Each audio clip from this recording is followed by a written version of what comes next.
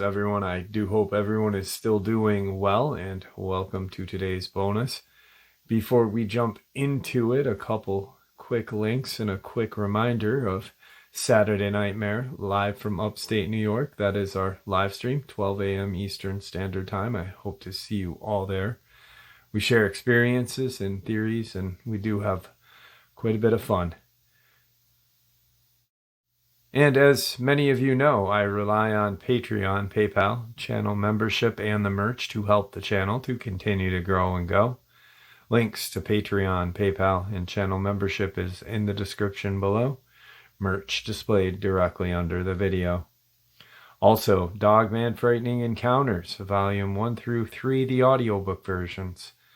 They were written and researched by Tom Lyons, narrated and produced by me, Jeff Nadolny. These audiobooks are available on Audible, Amazon, and iTunes, links to which are also in the description as well.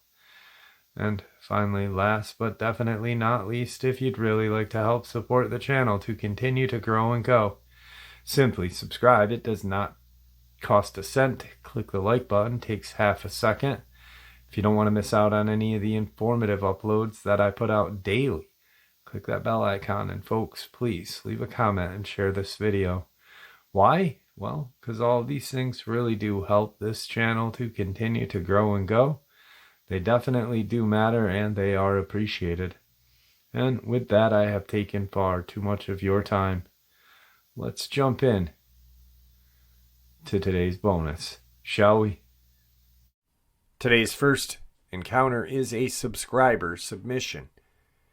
Jeff, I had been in contact with an ex-military personnel who wanted to share two separate occasions and what he believes were the same creature over an 8-week period of time in the 80s.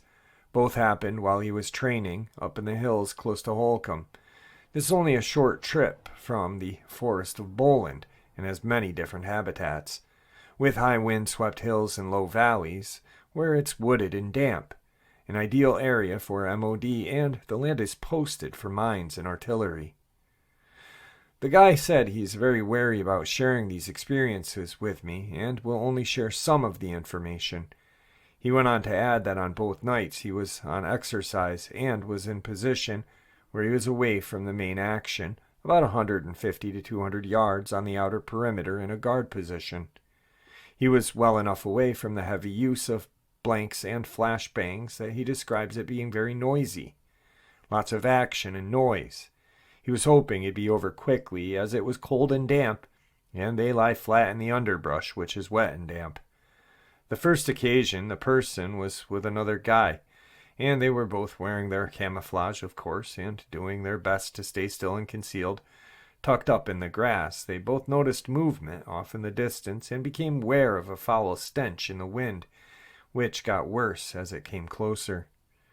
They were hunkered down, not knowing what to do in case it was some kind of test or trick to get them to leave their position, so they stayed put. And it was at the point that the stench was almost too much to bear, and they noticed a very large figure approaching them in the darkness. They at first thought it was someone with a huge pack or kit, as the shape and color was all wrong, until they realized that it was not clothed at all. It couldn't see us, he said, and I am certain it was unaware that we were both there, but it was so hard not to jump up and run off. It was dark, and we couldn't make out anything too much until the thing hit the tripwire, and the flash went off, and we could see it for a split second. It turned to run off, and we opened fire, even though the guns were loaded with blanks. The creature was large, dark, and huge across its chest. I believe it had no idea we were there. We had to stay put until we got the coast was clear, and then I couldn't stop asking questions if it was a setup or part of the exercise. The next time we got some free time, a small group of us set out to see if we could follow this thing's path and find it. But other than strange prints that were smeared, we didn't find anything. It worried me, I'll be honest, so I definitely was not happy when we had to do a second incident, night maneuvers, and it was a similar situation, except it was winter now, and there was snow on the ground. I was with a female soldier, and we were both lying down on the ground in full camo, and again, about 200 yards from the action. It was almost the exact same situation. I couldn't stop playing it over in my head. I was pretty scared that it was going to happen again. As I'm thinking this, I was greeted by a foul odor from the road below us this time. It was snowing, and a large, dark creature was coming up the hill towards us. I was so scared I shouted, and like an idiot made myself known. It looked in our direction. The camouflage must have worked, as it looked in our direction but didn't see us, and it started to move closer still. When it was 30 feet away, it pulled up. As if it sensed us, it snarled and took off running up a hill that was very steep. Once again, you couldn't make out much, just the size of this thing. And the way the creature moved, it cleared that hill in 3 seconds flat, I'd say. This time my colleague didn't stay put. She was after it. It was easy to see where it went due to the snow. We tracked it, and it took us 10 minutes at least just to get up the hill that this thing had climbed in a flash. There were smudged tracks, but there was no sign of this creature. We returned to our spot and waited to return to camp. Alright guys, today's first video clip is what appears to be a driver. Apparently it hits what they thought was a deer or possibly a human. They are searching for it because they had no idea what they hit. They seem to be very worried about their car more so than whatever they hit, until they see something come chasing after them in their backup camera. Check it out. Hit something. Hope it didn't hurt the car.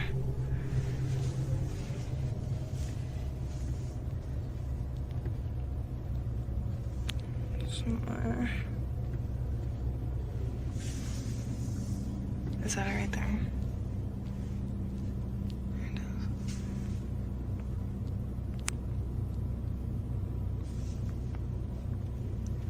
Oh my gosh, go.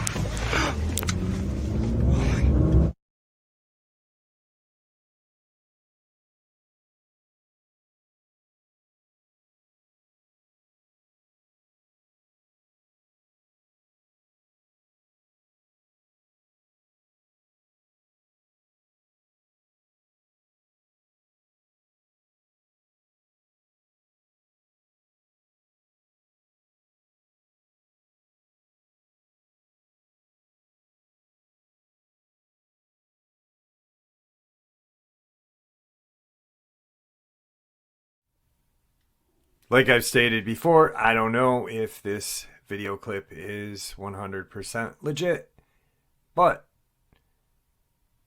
either way, seeing something like that in your backup camera is absolutely horrifying. Even if it's a person that just out of the blue comes running up to your car that you have no idea they're there. Definitely a freaky clip. The creature or whatever it is huge though. So I'm really not sure on this, and I hope you guys can formulate your own opinions onto today's second encounter. I live in North Pakistan, and it's a lot like the northern United States or Central Europe in terms of environment. It's predominantly Islamic country with a Hindu background, and we have a lot of superstitious beliefs, such as witches, demons, as well as witchcraft, magic, etc. I'm aware that skinwalkers are native to North America. I don't live in the countryside, but I have a farm that I visit almost every weekend. It's less agriculture and more pleasure. The farm is located in a community of farms, and to the north is a large patch of unclaimed forest, maybe 200 acres. The forest is populated with fox, coyote, porcupine, and wild boar, apart from feral dog and such. I've been doing a lot of hunting in my time there, and I've never experienced anything like this before. I used to hunt at night alone quite a bit prior to this incident. I was hunting at night. It was about 1 in the morning, which is around the time the wild boar are most active, being nocturnal. I shot an adult female hog, probably 3:50 a.m., Since it was getting late, I decided to remove the body the next morning. Most Pakistani are Muslim, so we do not eat them, and we hunt boar because they have a habit of messing with crops and livestock. We have to remove the body legally and move it to a government dumping ground. I placed a marker and went back home. Nothing creepy happened at all on the way home.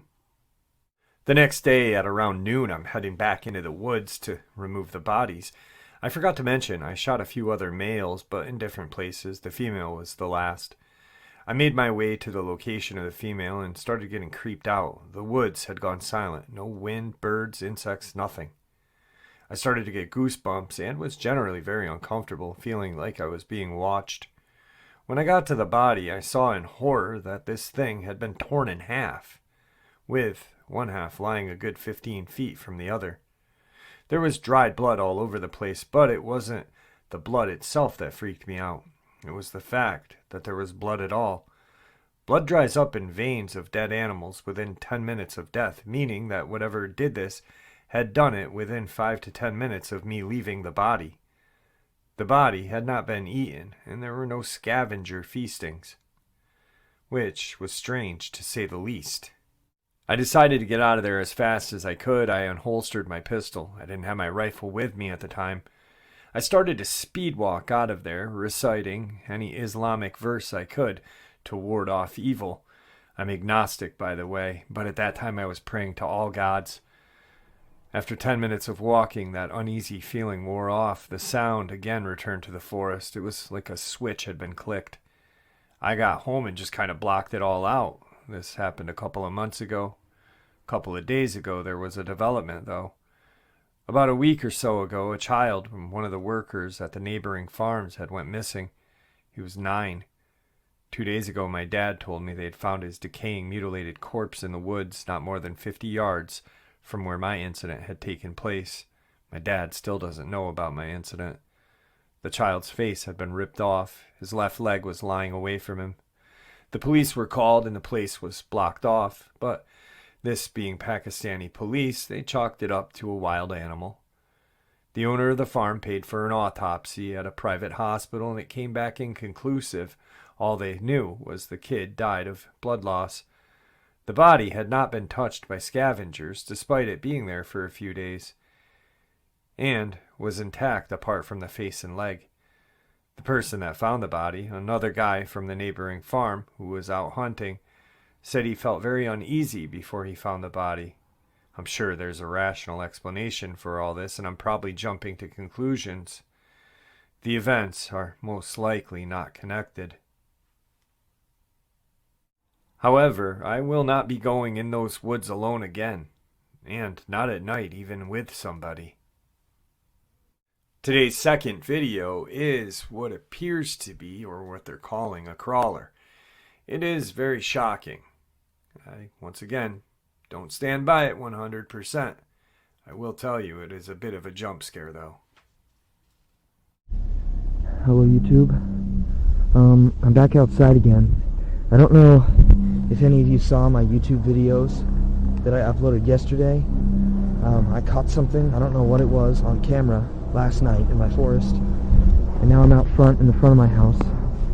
So I heard some noises out here just maybe 5-10 minutes ago. Thought I should grab the camera again just in case it's a trespasser. I couldn't tell what it was last night. I booked it. I was scared. I mean, I can hear something down there. Hello? Hello? My God, what the heck? Oh my God! What the?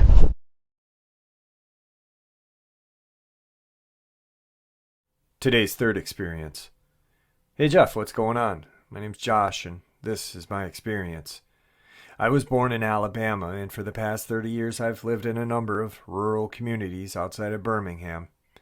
I spent most of my childhood roaming and exploring those woods and mountains. Although I've never flat out seen a cryptid, I've had things happen that I look back on now that makes me wonder, and I say now because of an incident that happened to me right at the end of this winter.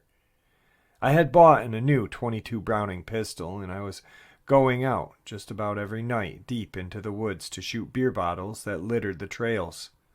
There are two main trails. One was an access road that ran alongside the interstate for putting up, taking down, or just maintaining billboards, and the other was a really long trail that led to a clear foundation and a parking lot.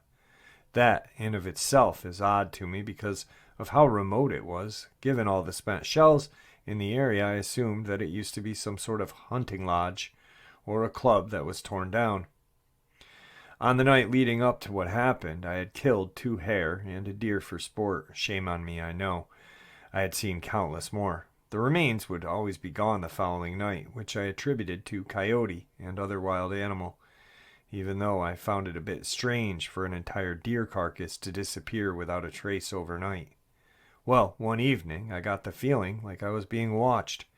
I looked in the direction from which I thought I was being watched, and all I saw was what looked like 2 orange security lights side by side, way off in the distance. So I kept walking. After only a few steps, I could hear leaves crunching 30 to 40 yards off the trail in the woods, and up the hillside pacing me in the same area where I felt that gaze. When I looked back in that direction, the 2 streetlights I had seen were now clearly red glowing eyes, just staring at me. I could now see a branch directly above the eyes, which gave me something to tell how close or far away it was, and that it looked to be about 3.5 to 4 feet tall. I assumed it was just a deer, but couldn't figure out how the eyes were reflecting with no light source. When I pointed my flashlight away, or why I could see both eyes simultaneously when you typically see one or the other at times, since deer eyes are on each side of their heads. I started up the trail after this animal, being sure to keep an eye on it. When I turned to look a few steps, it was gone. No galloping or leaves crunching or fading away. Just a few brisk steps and then nothing. When I walked up the hill to where whatever had been standing, I saw that branch that looked to be 3 or 4 feet off the ground from where I was standing. No, it was closer to 9 or 10 feet off the ground. After analyzing the surrounding area and the event at length, I left scratching my head because whatever I had seen was either an optical illusion, which I couldn't account for, or some creature I only caught a glimpse of, standing no less than 8 feet tall with glowing red eyes. I was always the type to poo-poo on any kind of cryptid stories at that point, but when it happens to you personally, it's a whole different story. There was no odor associated with it, which I know often accompanies these kind of sightings. I find that strange. Today's third video clip is a hiker out in the woods with his camera, and he catches a very, very strange sighting. Give it a look-see. Okay, just gonna listen for noises.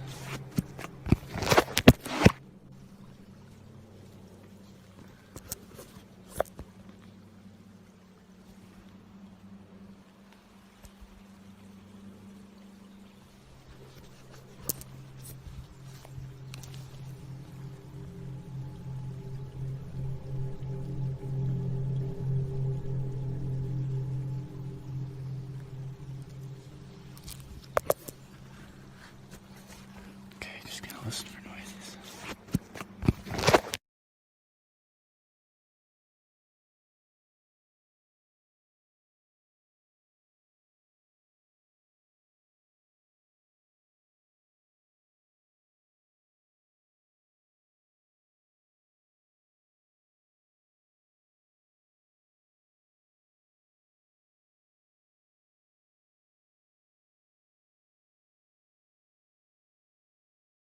Today's fourth experience. It was the summer going into my junior year of high school, so if I'm doing the math correctly, it would have been 1994. I had signed up for girls' choir and was going on a summer trip with the entire choir, choral singers group for typical vocal works and trust-building courses you would expect on such a trip.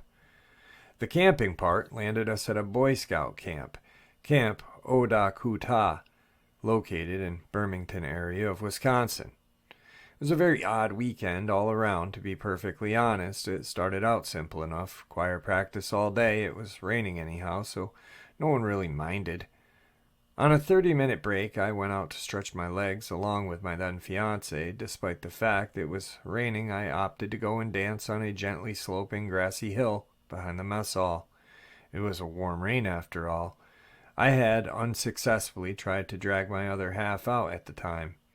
It wasn't until later, when we were finished up with our practice for the evening, that all the magic began. As we are leaving the mess hall to get ready for supper, we emerge into a beautiful gold fog. Yeah, I do mean gold. It was enveloping everything. It was gorgeous. It wrapped around you like a warm blanket, despite my being chilled and having drenched myself earlier. Supper went without a hitch. It wasn't until the exceedingly high bonfire had to have been a solid 6.5 to 7 feet tall that the sighting happened. I was sitting on a log bench, with my back pointed somewhat between the circle of trees surrounding us and the hill leading up to the mess hall. My fiancée seated right beside me, to my right. We had been sitting there for a bit, and there was an usual horseplay and shenanigans going on from the other choir members around the fire, stories, laughing, chatter. I could feel someone, or so I thought someone, behind me. I assumed another choir member wanting to play a practical joke, trying to scare or startle me. So, wanting to catch them off their guard, I spun around quite quickly to catch them. There was no one there. Not even close enough to have jumped back out of the way, just darkness. Or was there? You guessed it. That's when I caught my first glimpse, hiding in the tree line. I am guessing at least 6 feet, based on what I would later observe, the outline of a pitch-black ear against the edge of one of the trees.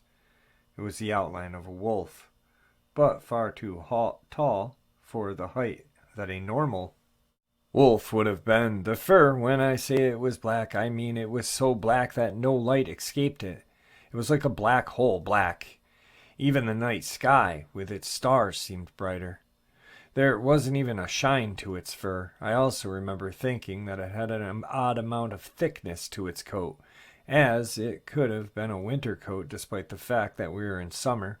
I couldn't see the whole body, but the ears were much more of the equilateral shape, versus the stories I hear of now that are talking about the isosceles triangles with tufts atop.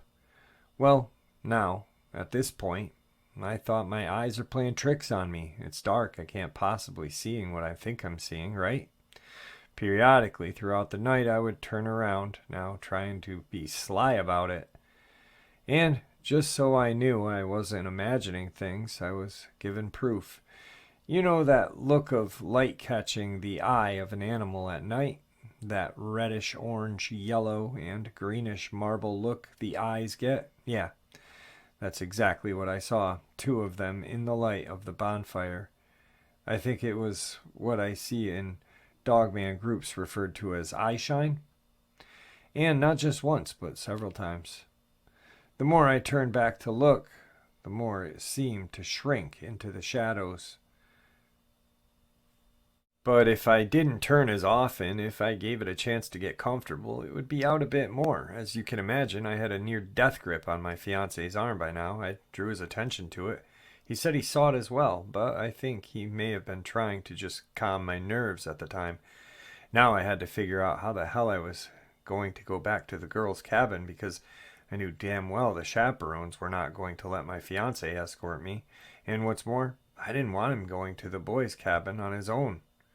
I finally found another girl to head back with. We raced off to the girls' cabin together, holding hands, so one would not get left behind by accident if they tripped.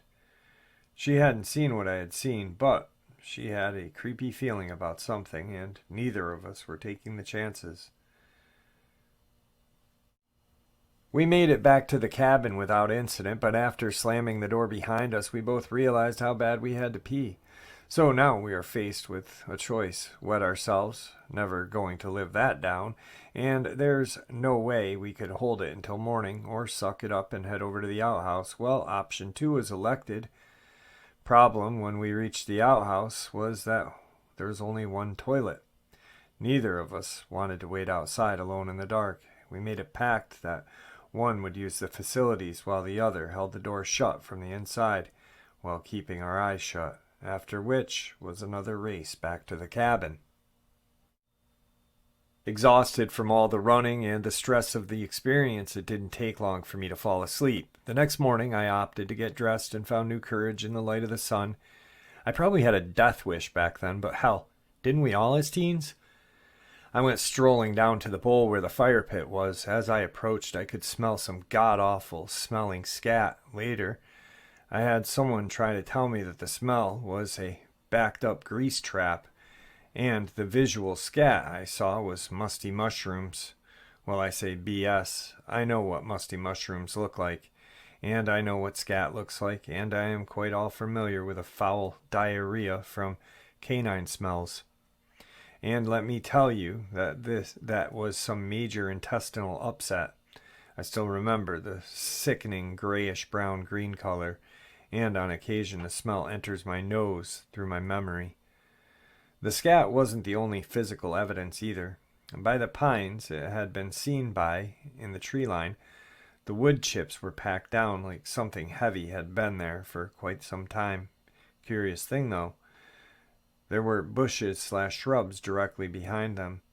So how on earth did I see this thing move closer and further from me at night without making any noise? And as I thought about it, what kept from chasing me and the entire choir mate when we ran back to the cabin, a live animal would have given chase.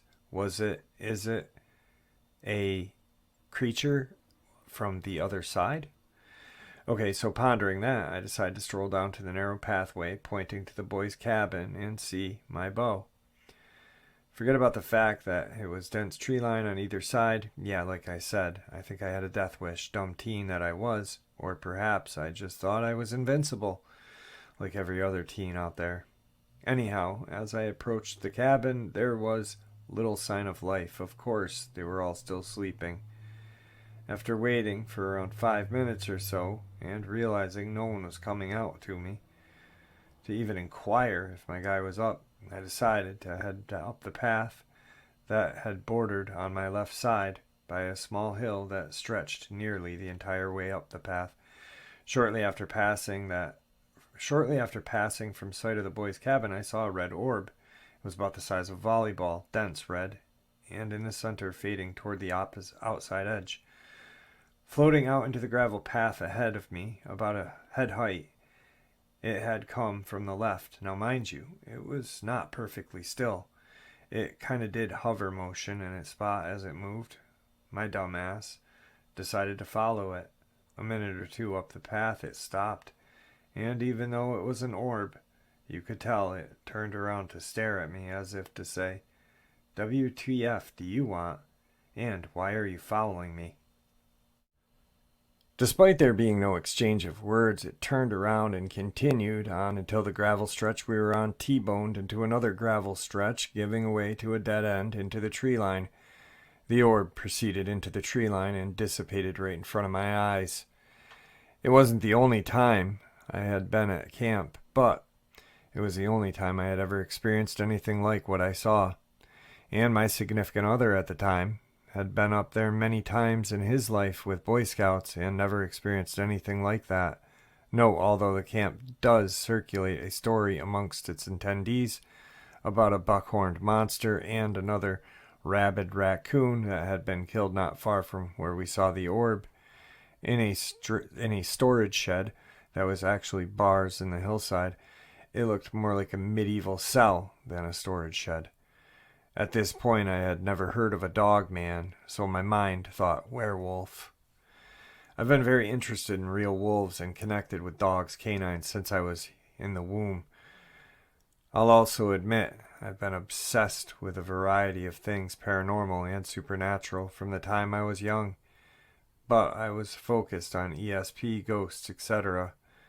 At that point in my life, I certainly had even thought if a werewolf was real, or Dogman could exist. Nevertheless, I believe this and a number of other properly placed events, entities in my life, both before and after this incident, led me even deeper into wanting to learn more about these things that go bump in the night, as well as deepen my connection with the natural world around us.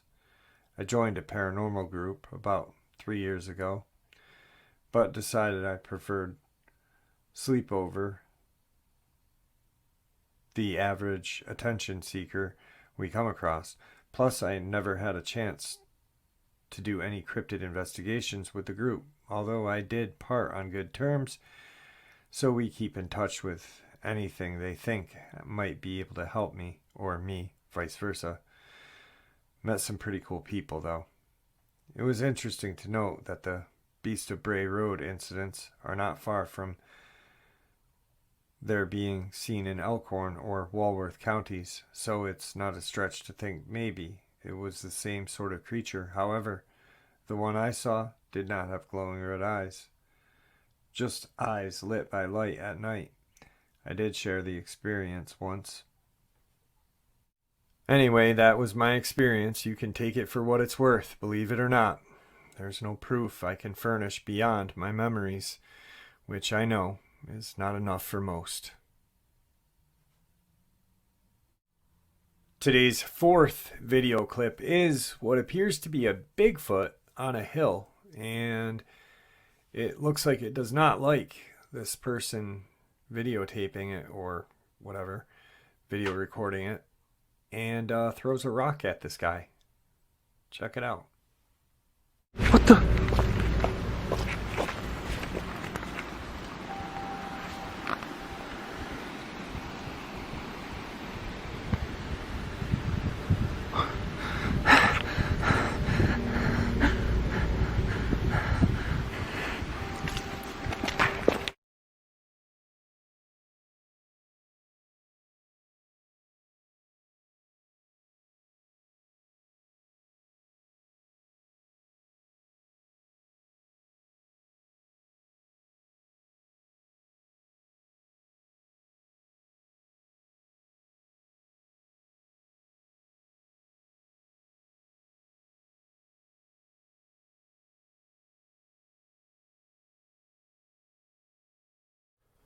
And tonight's final encounter.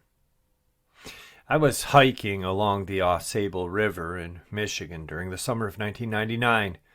This is in the counties of Oscoda, Alcana, and Issaquah.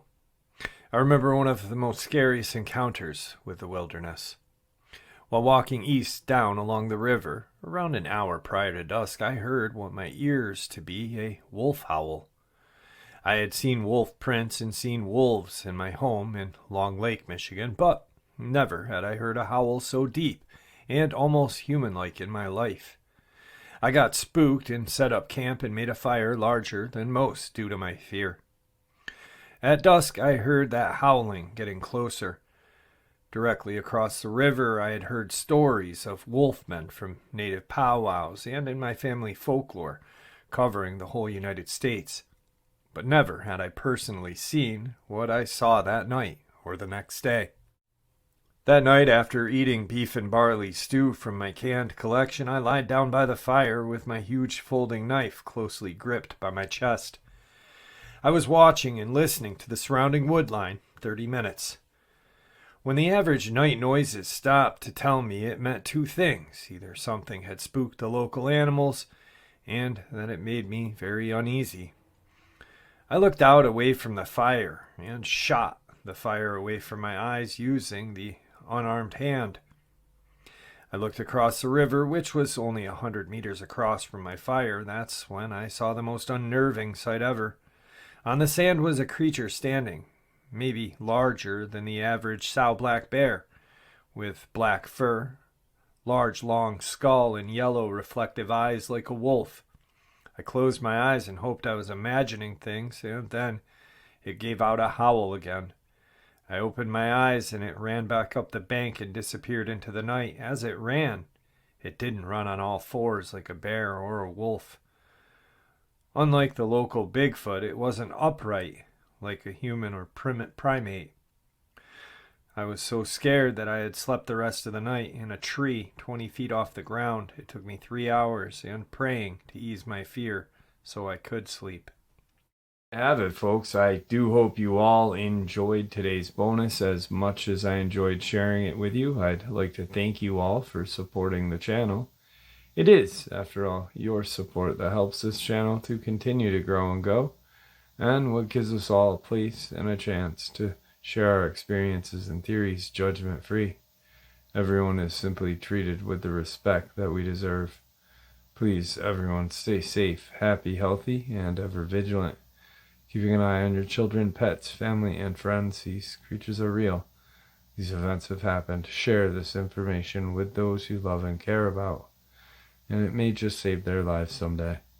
Until next time, never stop asking for questions, never stop searching for the truth, and God bless you all.